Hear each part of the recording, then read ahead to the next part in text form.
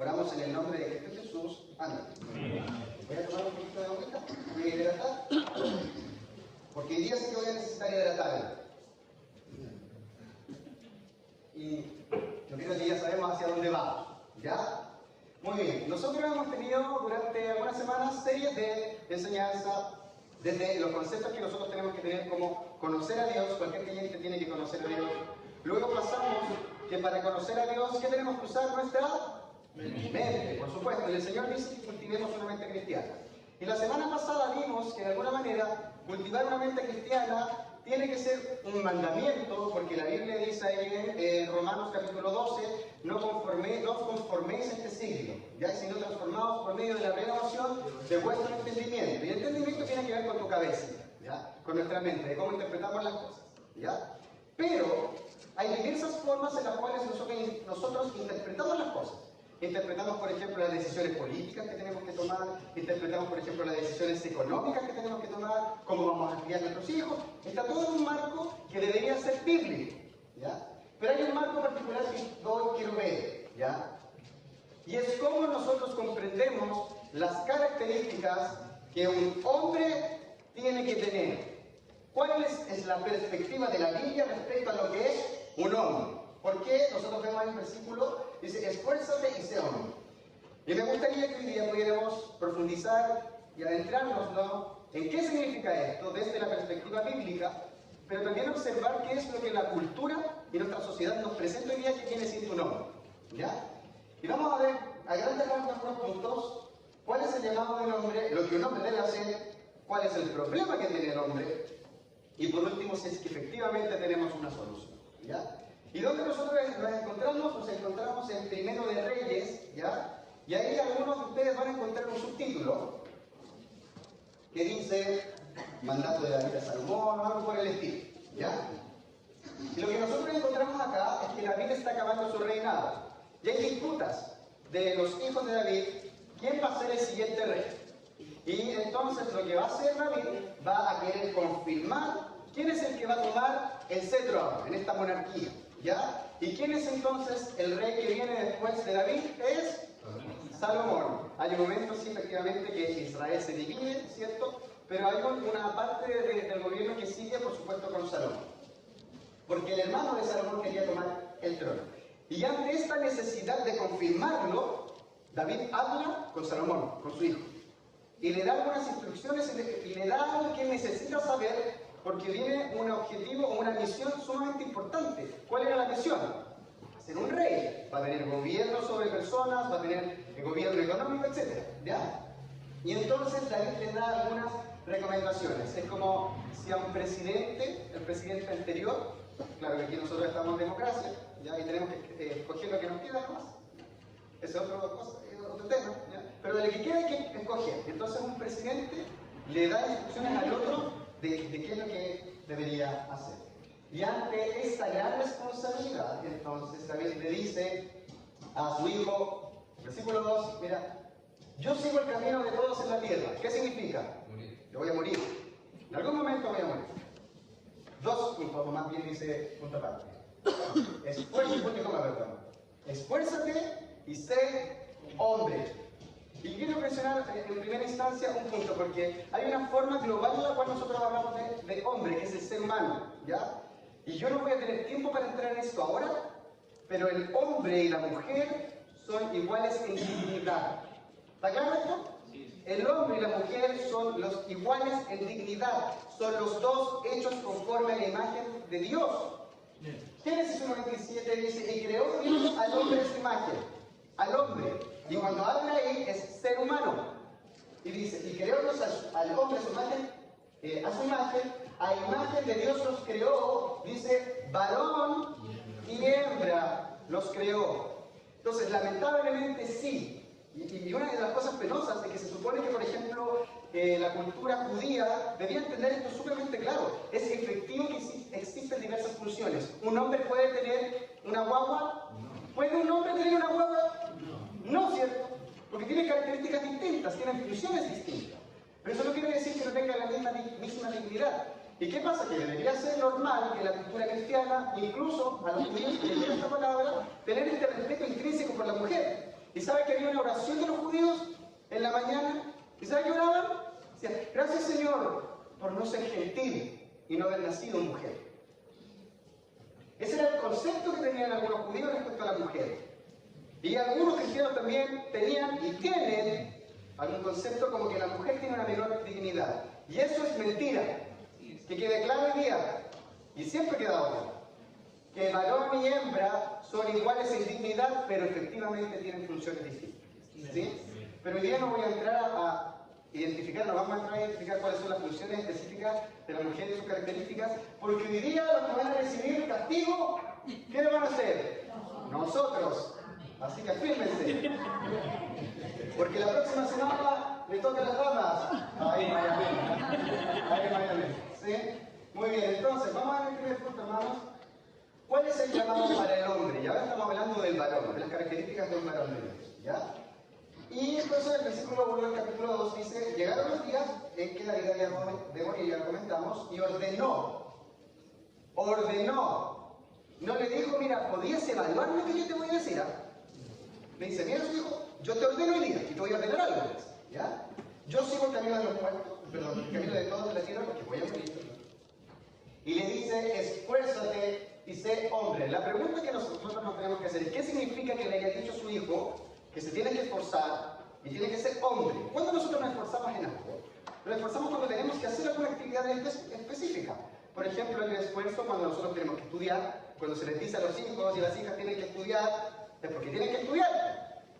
Tenemos que esforzarnos, ¿o no? Y de chiquititos, tiene que estar ese esfuerzo. Pero tampoco es necesariamente un esfuerzo intelectual, también hay esfuerzos físicos. Por ejemplo, cuando de chiquititos acostumbramos a que los niños tienen que ayudar y hacer cosas en la casa. No pueden llegar con la cuchara a 16 años y universitario. No, tienen que ser responsables en algún momento y hay un esfuerzo en las cosas que tenemos que hacer. ¿Ya? Pero si nosotros revisamos la Escritura, revisemos en la Biblia, por ejemplo, vamos a Deuteronomio 31:7. Y otro hermano también que vaya a Josué 1:6.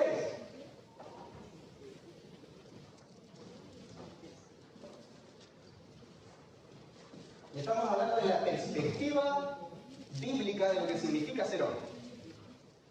Una teología bíblica de la masculinidad también podemos ver. Deuteronomio 31:7, estamos ahí, y otro hermano también que pueda ver en Josué 1:6. ¿Algún hermano que tenga Deuteronomio 31:7? ¿Qué dijo Amén? Ya. Y el hermano Alejandro se puede leer Josué 1:6, por favor. ¿Ya? Luisito, por favor, o Luis Junior. Deuteronomio 31:7 dice, y llamó Moisés a Josué y le dijo en presencia de todo Israel, esfuérzate y anímate, porque tú entrarás con este pueblo en la tierra que juró Jehová a tus padres, que les daría, y tú se la harás heredar. Perfecto, gracias hermano. Y hermano Alejandro se puede leer Josué 1:6. Amén. Esfuérzate y sé valiente, porque tú repartirás a este pueblo por heredad la tierra de la cual juré a tus padres que la daría a ellos. Perfecto. Entonces, ¿qué encontramos nosotros acá? Nosotros sabemos que, por ejemplo, en Deuteronomio ya en la guía espiritual de Moisés se va a acabar, ¿sí? Porque alguien va a pasar con el pueblo al otro lado del Jordán. ¿Y quién va a pasar? Josué, uno de los 12 que fue y que llegó con los pantalones bien puestos y le dijo, ¿hay gigantes? Sí, hay gigantes. No, me dijo, hay gigantes. Pero el Señor nos va a acompañar junto con Caleb y vamos a vencer porque el Señor nos ha prometido que esa es la tierra. ¿Ya? Y cuando está a punto de cruzar el Jordán tiene alrededor de 80 años. 80 años. Y está mentalizado lo que tiene que hacer. Porque alguien le dijo algo. Y Moisés llamó a Josué y le dijo en presencia de todo Israel, dice, de toda la congregación, le habla a él y le dice, esfuérzate y anímate, porque tú entrarás con este pueblo a la tierra que juró Jehová a sus padres, que les daría y tú se las harás heredar. Y después en Josué también donde se describe que ellos entran finalmente a esta tierra y dice, esfuérzate y sé valiente, porque tú repartirás a este pueblo por heredad la tierra de la cual juré a sus padres que le daría a ellos. Entonces, ¿cuándo encontramos nosotros frases en la Biblia que están relacionadas al esfuerzo? Cada vez que hay un tipo de objetivo o misión que cumplir, que no es menor, hay un esfuerzo. Y este esfuerzo involucra, como yo decía en algún momento, fuerza física. Por ejemplo, cuando los jóvenes ayudan a sus padres, ¿cierto?, a entrar, por ejemplo, el pastor daba valga la redundancia, el ejemplo de entrar las astillas, ¿ya? Ahí Requiere esfuerzo entrar las astillas de la casa, ¿no? Cuando son 500 astillas de una, requiere esfuerzo. Y ahí después tenemos la espaldita en la manita, ¿cierto? Pero hacer algo físico requiere esfuerzo. Pero ojo, que el esfuerzo que aquí el Señor señala no necesariamente es solo un esfuerzo físico, que lo necesita. ¿Tú sabías que para predicar se necesita esfuerzo? Hermano, cuando terminamos de predicar los predicadores, nos valemos un peso, un papel, porque hay una... Yo no lo he hablado directamente, pero hay una guerra espiritual en este momento. Hay una guerra espiritual. Algo quiere que yo me desconcentre, que me canse, que me duela. Algo hay ahí. Y tenemos que ser conscientes de eso. Y hay un esfuerzo detrás de esta exposición, hay un esfuerzo incluso en las cosas que nosotros hacemos, perdón. Pero no es el único esfuerzo físico. Hay un esfuerzo que es moral, del carácter. ¿Quién soy a los ojos de Dios? Tengo esta voluntad para hacer algunas cosas. Tengo la voluntad para tomar ciertas decisiones. Entonces, cuando aparece este fortalecer, ese fuerte, dice, habla de una fortaleza física, pero también moral. Pero también le dice otra cosa a Salomón, ¿cierto? ¿Qué le dijo a Salomón? Su padre. Le dijo, esfuérzate, no mal punto. No, dijo, esfuérzate y sé hombre. Y al parecer, da la impresión en la Escritura que cuando nosotros tenemos que hacer alguna cosa, hay que esforzarnos. Y en el concepto de masculinidad tenemos que ser hombres. Hay que esforzarse para ser hombre. No es fácil. Porque si bien es cierto, tenemos sexo biológico y en hombre o mujer, cuando la Biblia habla de hombre acá, está hablando de un carácter, de una responsabilidad. Es por eso que me avergüenza cuando hay jóvenes que porque tienen relaciones sexuales antes de casarse, yo soy hombre. Eso no es ser hombre. Eso es ser poco hombre. Un hombre es una persona responsable, que atiende a su carácter, que toma conciencia y más adelante vamos a ver que es paciente, que ama, pero no todas las personas lo hacen así. Entonces, probablemente la pregunta clave hoy día, el punto es ¿qué es ser hombre? Entonces, si Dios le dice a Salomón que sea hombre, tenemos que preguntarnos, ¿qué es para Dios ser un hombre? Pero antes de entrar ahí, es inevitable hacernos esta pregunta. ¿Qué dice nuestra cultura respecto a qué es ser un hombre? Y yo hice esta pregunta con los jóvenes, porque hicimos como un conversatorio de esto, y uno de mis amigos personales respondió por ahí, y empezamos a hablar. ¿Qué es un hombre? Ser un hombre según los conceptos de la sociedad, y según quizás lo que tú piensas. Y un amigo personal mío, levanta la mano y dice, pastor, yo creo que ser hombre es ser macho. ¿Ya? Muy bien. ¿Y qué significa ser macho? Sí, pero ahí quedamos, dándole vuelta quiera. ¿Ya? Y yo quiero que vean, mira, yo quiero que escuchen lo siguiente. Ya han escuchado esta parte, ¿verdad? Lo voy a leer todo. Voy a cantarles un corrido muy mentado, lo voy a cantar. Lo que ha pasado allá en la hacienda de la Flor. La triste historia de un ranchero enamorado que fue borracho, parrandero y jugador. Juan se llamaba, lo apodaban Charrasqueado. Era valiente y arriesgado en el amor. A las mujeres más bonitas se llevaba, en esos campos no quedaba ni una flor. Un día domingo que se andaba emborrachando, a la cantina le corrieron a avisar. Cuídate, Juan, que por ahí te andan buscando. Son muchos hombres, no te vayan a matar. No tuvo tiempo de montar en su caballo. Pistola en mano se le echaron de a montón. Estoy borracho, les gritaba, y soy buen gallo. Cuando una bala atravesó su corazón.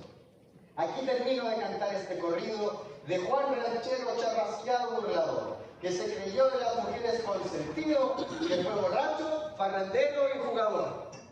Cuando yo escucho esto, y lo leo, hermano, me dan unas ganas de cantar, porque es una canción tan buena.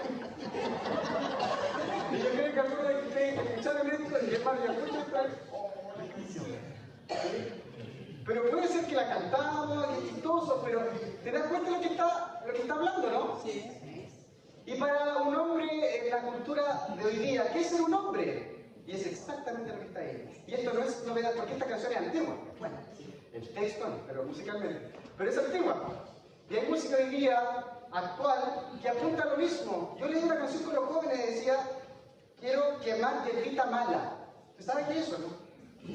Quiero quemar hierbita mala, es una canción. Eso es droga, marihuana. ¿Sí? Enamorarme. Y si esta aventura me cuesta la vida, haría una parte y dice, me da lo mismo en el infierno, ¿sí? Lo tengo que pasar bien. Literal.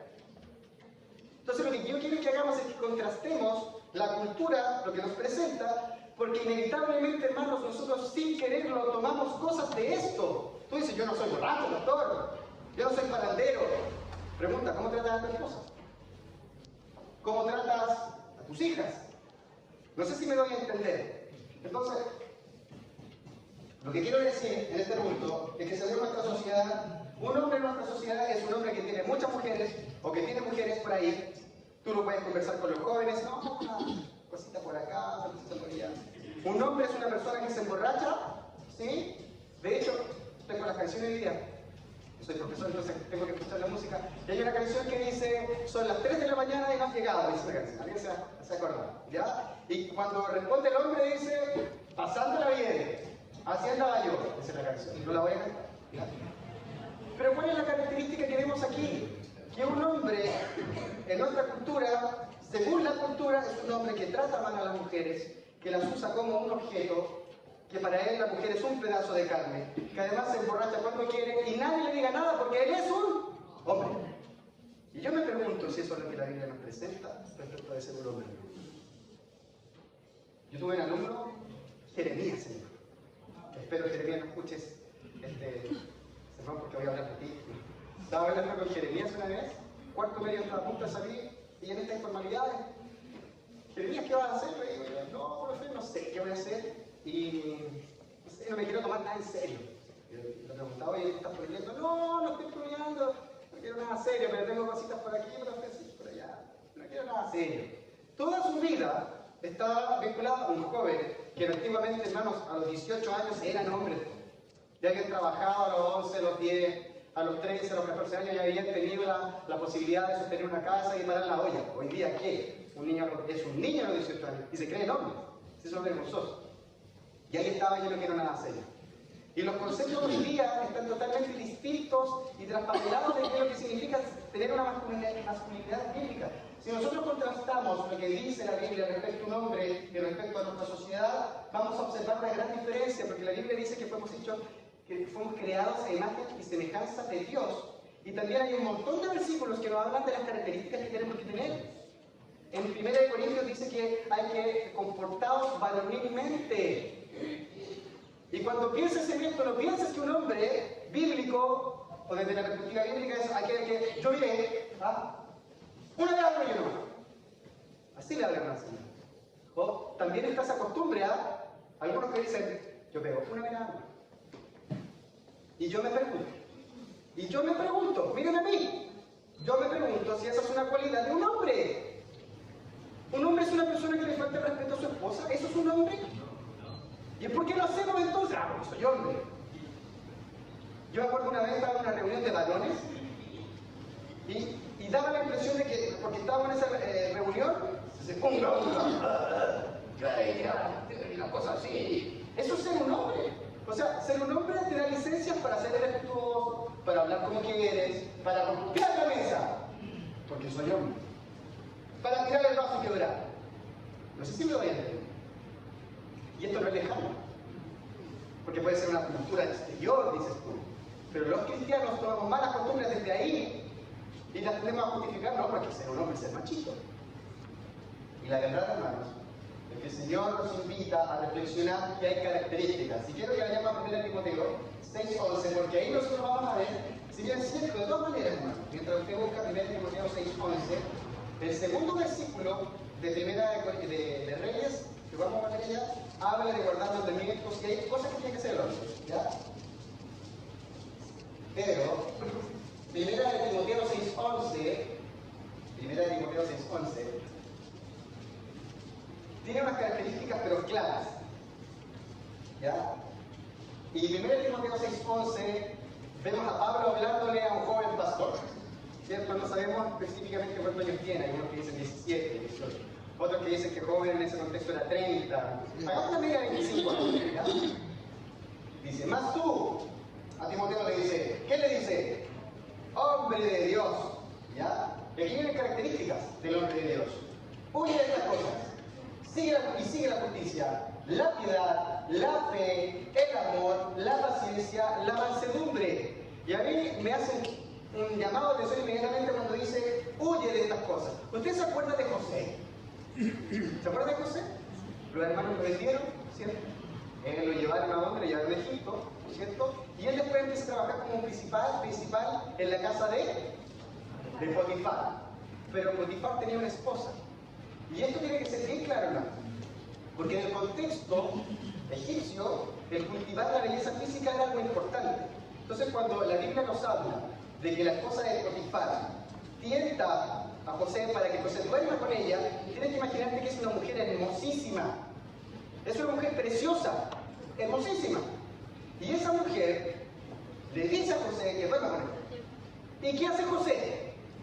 ¿Y qué hace José? Huye. ¿Tú sabes lo que es huir? Cuando te van a saltar y tienes la posibilidad de correr. Ahora, no me conté todo porque ya no. Pero antes, cuando tú sabías que venía alguien, patitas para que te quede. Y salimos corriendo.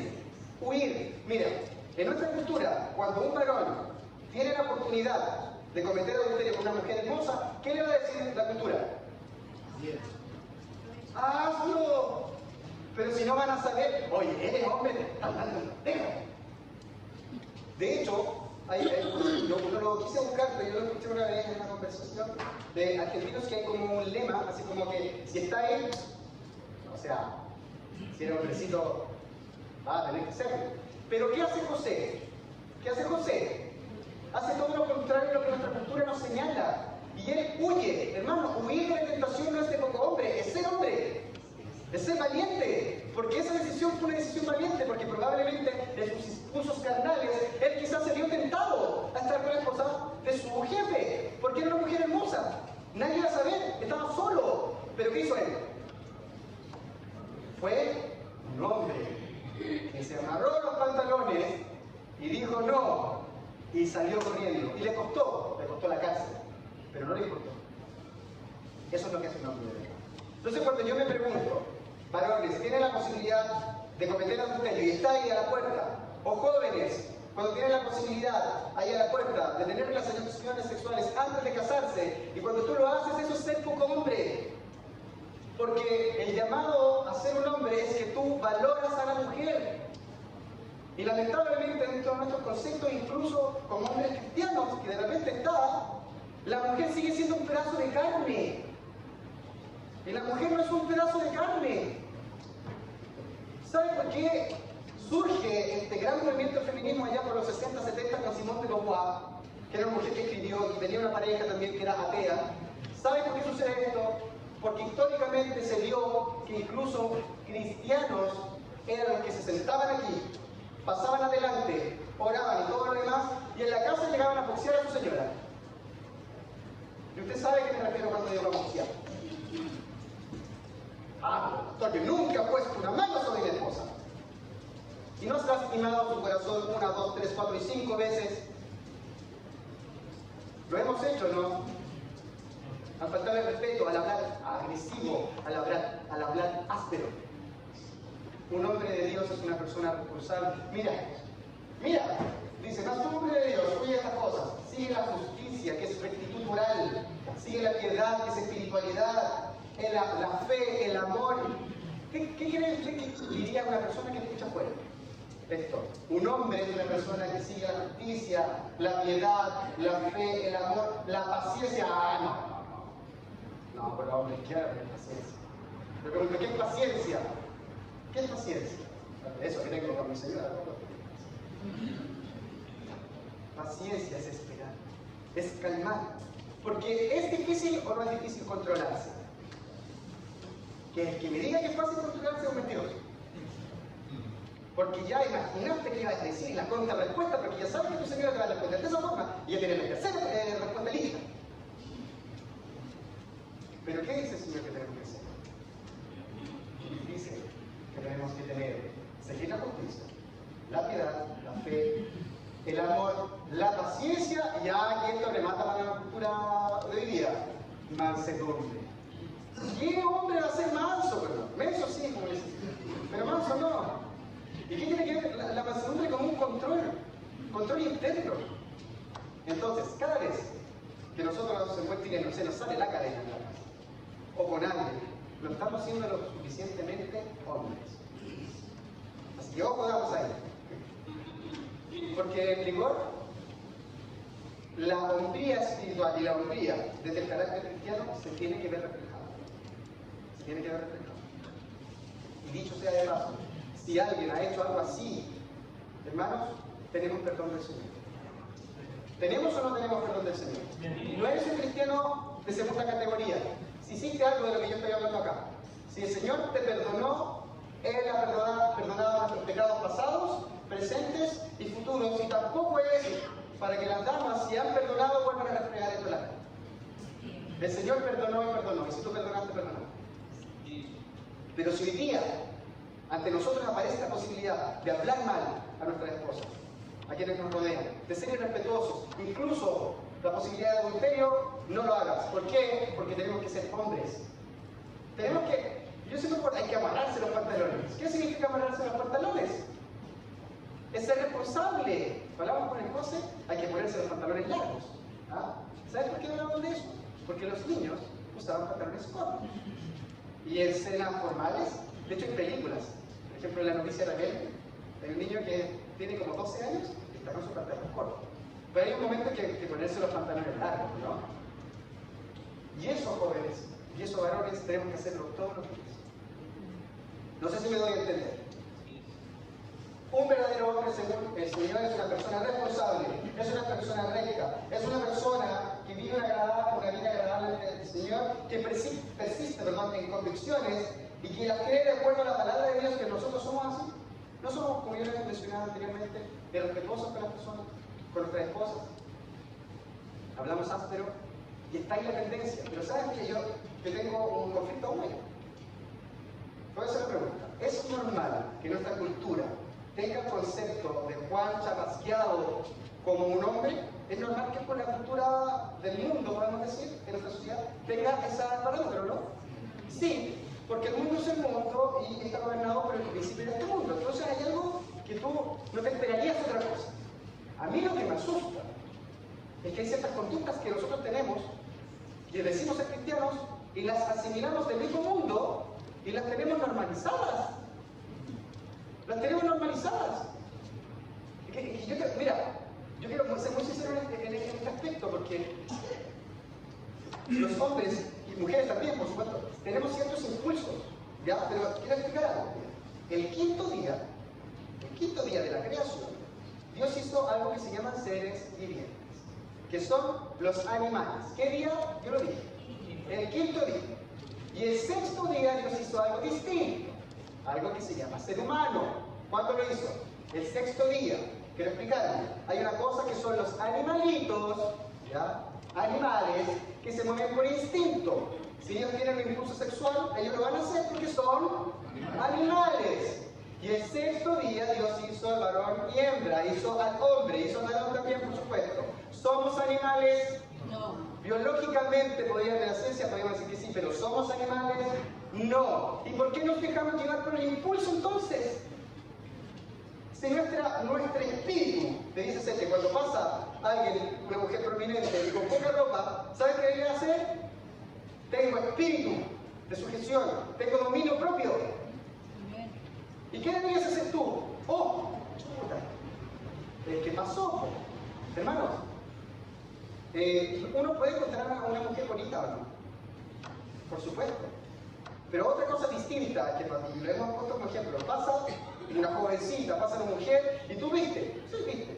Pero otra cosa distinta es quedarte mirando cómo avanza o volverla a mirar. ¿Sabes lo que es un hombre bíblico? ¿Sabes lo que es un hombre de verdad? Toma su cabecita, con sus dos manitos y hace esto. Así es sencillo. Eso es lo que hace un hombre de verdad. Entonces nosotros nos damos cierta licencia porque tenemos impulsos. O sea, tú eres un animal. ¿Puedes controlar tus impulsos o no? Deberías. Porque la Biblia dice, esfuérzate y sé hombre, hombre de Dios. Sigue la justicia, la paciencia, el amor, la fe, la piedad. Eso es lo que hace un hombre de Dios. Entonces, yo me pregunto ahora, ¿lo hacemos o no? Somos así. O el típico coqueteo que existe de repente. Una cosa es ser amable, ¿sí? Una cosa es ser respetuoso, y está bien. Pero otra cosa tú sabes, eso como le dicen en buen chileno, los cambios de luces. No, si tú sabes, no te hagas tonto conmigo aquí, por favor. Uno sabe eso. Y entonces cuando tú lo dejas pasar y sigues en la misma línea, y estás en misma sintonía y sigues con lo mismo, no eres un hombre. es un poco hombre. Porque un poco hombre deja ser, es casi un animal. Pero nosotros, vuelvo a reiterar, ¿somos animales o no somos animales? ¿Somos animales? ¿Fuimos creados el quinto día? ¿Cuándo fuimos creados nosotros? El sexto, a imagen de Dios. El carácter que el Señor tiene. Y ese, lamentablemente, como yo les digo, de repente tiende a ser una de las características de hombres dentro de la iglesia.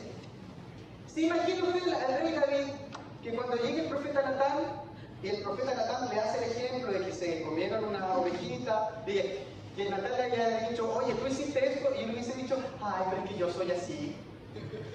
¿Se imagina usted a David? ¿Qué hizo David? Reconoció que tenía pecado. No hay licencia, joven, no hay licencia, no hay ninguna. El estándar es sumamente alto. Y Jesús lo subió. Los judíos, fariseos y religiosos que decían, yo no me con usted, ¿verdad? No, yo soy muy firme. Cuando tú miras a una mujer para codiciarla en tu corazón, te estás metiendo en adulterio. Cuando tú miras a una mujer en tu teléfono o lo que sea, para codiciarla, te estás convirtiendo en adulterio. Así lo dice la Biblia. No lo digo yo, dice la Escritura. Hermanos, ser hombre significa amarrarte los pantalones y ser responsable, y ser respetuoso, y amar a tu esposa, y ser amable, y tener todas estas características que dice Primera de Timoteo. Un verdadero hombre de Dios, hermanos, es una persona responsable, es recta, tiene una vida agradable ante el Señor, e intenta llevar una vida agradable ante el Señor. Y con todo esto que hemos mencionado, yo creo que la mochila se lo empieza a cargar, porque recuerde que la persona que le está hablando aquí no es un santito, yo no soy un santito, tengo luchas igual, pero hay un llamado que hace el Señor, que nos responsabilicemos. Y si hemos pecado, abogado tenemos para con el Padre. ¿A quién? A Jesucristo, el justo. Hay perdón. Si nos hemos equivocado, hay perdón. Solo tenemos que reconocerlo. Hermanos, y si has faltado el respeto a tu esposa, has sido brujo con ella, hay algo que de repente cuesta, pero no es mejor. ¿Sabes lo que hay que hacer? Pídete perdón. Porque pedir perdón es de hombres. De reconocer, yo te fallé, yo fui respetuoso contigo, yo fui, perdóname. Eso es lo que hace un hombre. Nuestra cultura no lo va a hacer. De repente está, déjame mencionar un poquito más acá, así que sigan con los cascos, varones, por favor. Pero tenemos discusiones, ¿no? Pero por supuesto que las tenemos. Pero otra cosa es alzar la voz, es ser irrespetuoso. No sé si me van a entender. Entonces, ¿qué es lo que debe hacer un hombre de Dios? ¿Ya? Vamos a sacar un ejemplo de poquito. Pero después, bueno, al final, no es nada. En Primero de Reyes 2:3, ¿ya? Le dijeron a Salomón, esfuérzate, ¿ah? Ese hombre. Pero hay algo más que viene. Voy a tratar de ajustarme en el tiempo porque es muy importante. Este esforzarse y este ser hombre tiene algunas características que están descritas acá. ¿Y qué dice el versículo 3? Guarda los preceptos, estoy en Primero de Reyes, capítulo 2, verso 3. Guarda los preceptos de Jehová tu Dios, andando en sus caminos y observando sus estatutos y mandamientos, sus decretos y sus testimonios, de la manera que está escrito en la ley de Moisés, para que prosperes en todo lo que hagas y en todo aquello que emprendas. Dios nos ha dado mandamientos hoy. ¿Y por qué Dios nos dio mandamientos? Y esto siempre depende de la perspectiva. Si nuestra perspectiva es legalista, mandamientos los voy a cumplir, pero cansa. Pero si nuestra perspectiva es en la gracia, vamos a mirar los mandamientos y voy a decir, gracias Señor por darme mandamientos.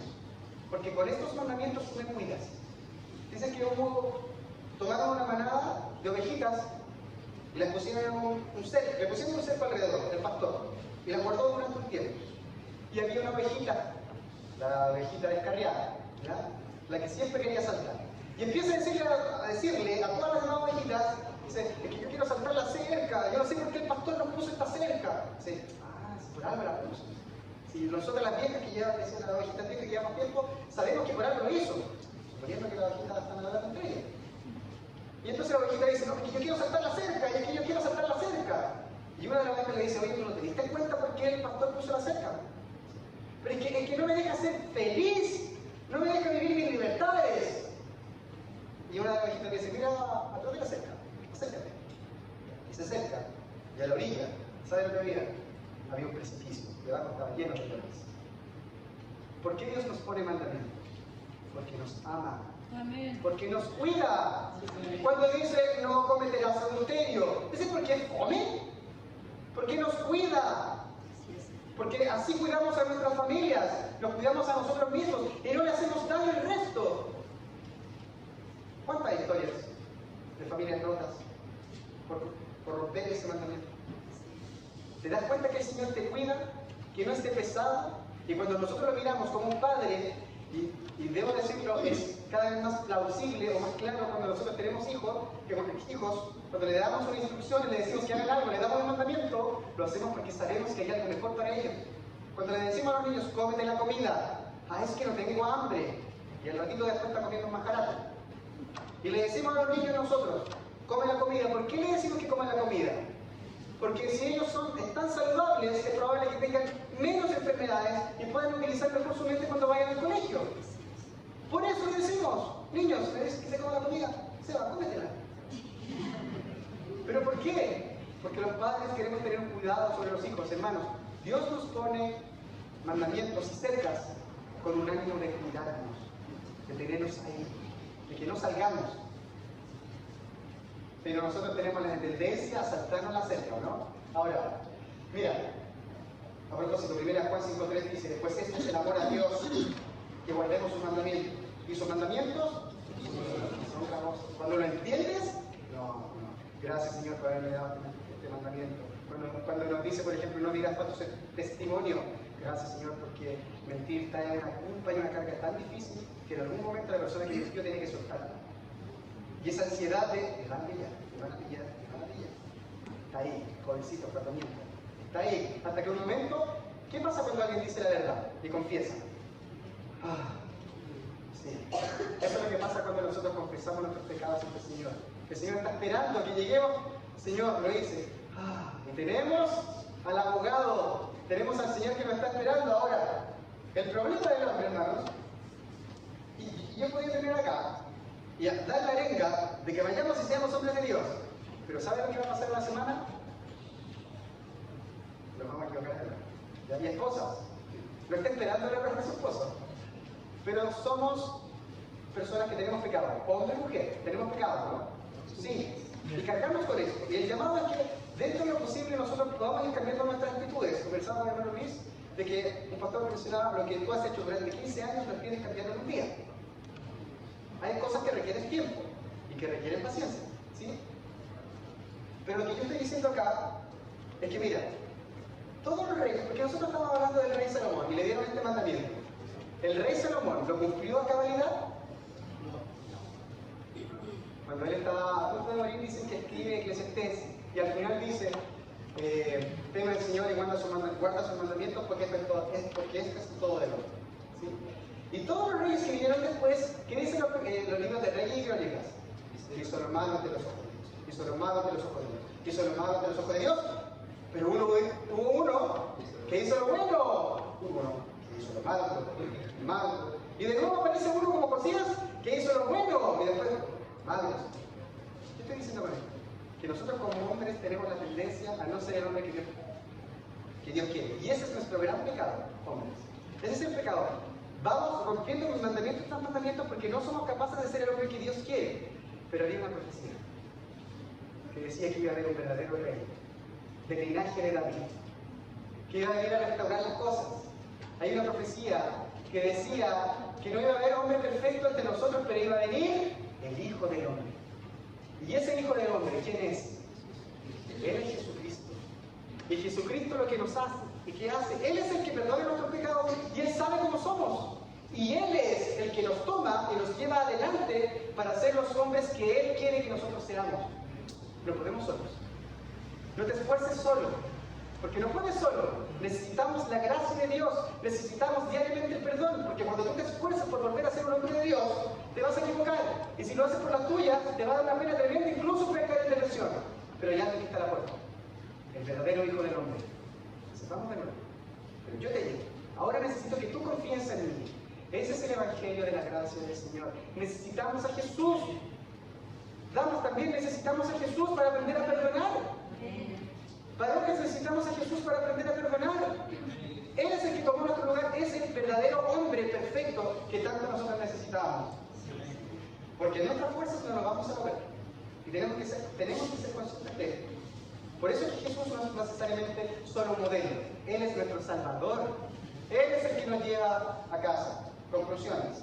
¿Dios desea que nos esforcemos a los hombres? Sí. ¿Tenemos que hacerlo? Sí. ¿Podemos solos? No. Necesitamos la gracia del Señor para poder llevar adelante las misiones que el Señor nos pone cada día. Vamos a ver. Padre nuestro, te damos gracias, Señor, porque tú nos hablas a tiempo. Y, Señor, reconocemos, yo reconozco como varón, que no he sido y no he estado logrando el estándar que tú quieres para cada uno de nosotros. Pero también sé, Señor, y sabemos que no vamos a ser capaces de cumplir el estándar, sino que tú lo cumpliste por nosotros, Señor. Y tú nos llevas y nos guías para que nosotros realmente podamos ser hombres de Dios, que amemos a nuestras esposas, que amemos a nuestra iglesia, nos amemos unos con otros, para que el mundo vea que el nombre de Dios es un nombre distinto, para que el mundo vea que los hombres de las iglesias son distintos, para que el mundo vea, Señor, que los varones de las iglesias bautistas y bautistas del Centro de Mujer somos distintos, Señor. Danos de tu gracia, de tu fuerza, para amar y ser respetuosos con nuestras esposas. Ayuda a nuestras esposas, Señor, para que puedan estar sujetas y amarnos también, Señor. Y que juntos podamos servirte del Evangelio, Señor. Gracias, Señor, te damos por todo. Oramos en nombre de Jesús. Amén.